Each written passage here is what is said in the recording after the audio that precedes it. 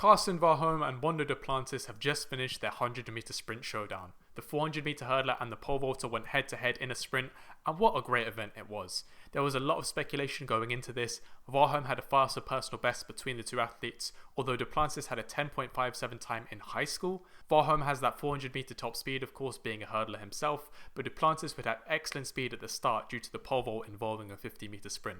He also had top sprinters like Fred Curley and Sha'Carri Richardson giving him support with technique on the sprint starting blocks. From what I could tell though, given what most polls were indicating, Duplantis was going in as the favourite. But let's see how the race really turned out.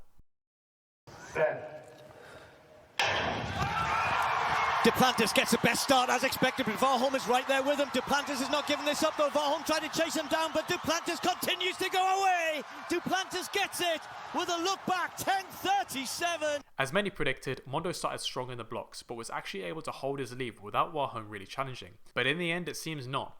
Their final time was 10.37 for Mondo and 10.47 for Warholm. We saw Mondo looking back as well right at the end, letting his rival know who the real winner was. But more than anything, this race was a lot of fun for everyone involved, and I want to discuss the implications this could have for future events like this in athletics, because these gimmick races between high profile athletes could be a way to bring more eyes to the sport and get people watching. I also think for their first time organising a gimmick event like this, the race organisers did an excellent job with the pre-race hype. I really didn't care about this race going into it, but I thought I'd tune in, and by the time I'd watched the promos, I was hyped, I won't lie. You could tell that they weren't taking themselves too seriously with the pre-race antics, but it was still really fun. I mean, it was set up like a boxing match. You had full-on ring walks with intro music, flashing lights, an announcer, a full entourage. Mondo had the likes of Fred Curley and Sha'Carri Richardson walking out with him. Warholm's coach was running out in a full Nordic outfit to represent his athlete. Before the race as well, you had promo videos of the athlete's career highlights and them explaining why they were going to win. You had some American voice saying dramatic stuff like, Mondo Duplantis knew that he was destined for greatness. Karsten Warholm has been used to winning since birth. It is born inside his DNA. A really nice feature as well is that they made them warm up together, which I think was a real nice way of adding some tension and letting the atmosphere stew a little bit between them. They didn't need to trash talk too much between them, but everyone could feel that there was tension in the air, and it really helped build up the hype for me before the race. The interviewer as well was asking the questions, getting them to go back and forth a little bit, and you could tell that this was a new experience for everyone, as the questions, the responses and the reactions, everyone was kind of testing the waters a little bit, trying to figure out what was okay to say, but still something that would build hype between the race and add a bit of competition there. It was all about towing that fine line between competitive trash talk and just being downright disrespectful, but I think they got it really right. Mondo was saying that he was already inside Karsten's head, that was getting reactions from the crowd. Warholm was saying that there's no way he's going to lose.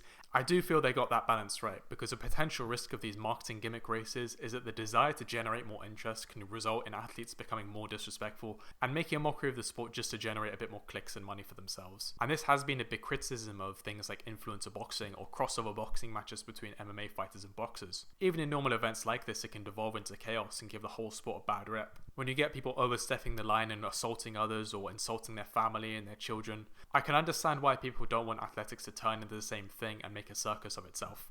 But neither of them said anything personal to each other. They were just two athletes who are friends with each other, and the fact that they're used to winning and have naturally big egos because they're at the top of their sport allowed them to butt heads naturally, which I really liked.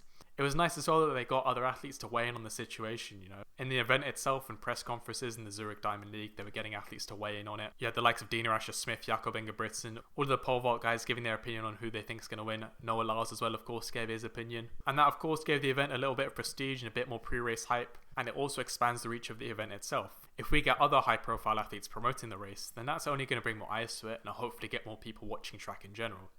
And this brings me quite nicely onto the broader topic of whether track and field could benefit from these kinds of gimmick races, because there was a lot of hype going into this race, and for many people it was the thing they were looking forward to most in the Zurich Diamond League. It was a massive success from what I could see. I think there was over 17,000 people watching the Citius Mag live stream at one time. There was probably more as well. I wasn't watching it during the actual race because my eyes are glued to that screen. The live stream itself is already on like 60,000 views within the first hour as well, which for track is really, really good. And this is excluding all the people who would have watched it on the Red Bull website and other online streaming sites, because it was free pretty much everywhere. And although the introduction of these events have been very controversial, one thing that cannot be argued is that the gimmick events in sports like boxing have been very successful financially. Floyd Mayweather vs MMA legend Conor McGregor generated between 4 to 5 million pay-per-view buys, which is huge. Granted, it's not been all sunshine and rainbows, with events like MMA champion Francis Ngannou versus heavyweight boxing champion Tyson Fury reportedly tanking due to the perception that the fight would be a mismatch. But I think what made fights like McGregor-Mayweather so special, and this Duplantis Warholm race so interesting, is that no one knew who was really going to win. Sure, Duplantis was the favourite, but there were plenty of reasons to believe that Warholm might take the victory.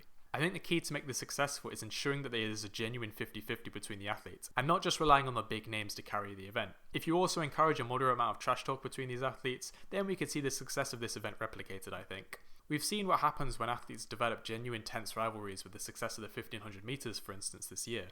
Whilst Josh Kerr and Jakob Ingebrigtsen have kept it mostly civil, we've seen a lot of passive-aggressive comments flying between them, and you could kind of see a somewhat similar thing happening between Warholm and Duplantis. I think it was more friendly because these guys are friends in real life, but you could definitely see that there was a competitive rivalry really building there, and they both really wanted to win. You've got to love the forfeit that they agreed as well, which is that Warholm now has to wear the Swedish vest in his 400 meter hurdles performance tomorrow in Zurich. And of course, if Duplantis lost, then he'd be wearing the Norwegian vest. If you monetize these events correctly, it could be a way of directly paying athletes more through these events, and indirectly paying them by giving them more fans. I do think that we need to do this sort of thing sparingly if we start doing it more, because if these events happen all the time, then the gimmick will wear off very quickly. But I do believe that if done a few times a year between some of the top athletes in genuine 50-50 races, then we could see a real fun and lucrative idea on our hands that would be great for athletics as a sport. I mean, I remember when there was this whole debate between who would win in a 400 meter race, Mo Farah or Usain Bolt. That could be some inspiration for an event. Getting retired legends in their respective sports would allow them to keep their name relevant after retiring, and also bypass the issue of interfering with athletes' training. Because of course we want to make sure our athletes are able to focus on their specific discipline and not be distracted by fun but inconsequential races like this one. But if you target athletes that are already retired and still have a bit of name value, then there's no risk of this, of course. Ultimately, I just want to see Ingebrigtsen and Kerr duke it out in a steel cage match, no holds barred, and this is certainly a step in the right direction. If you want to see a more detailed breakdown on why I believe no one watches athletics and how we can fix that, then click on this video here. Thank you very much for watching. Please let me know your thoughts about this one in the comments below, because I really enjoyed it, and I'll see you in the next video. Happy training.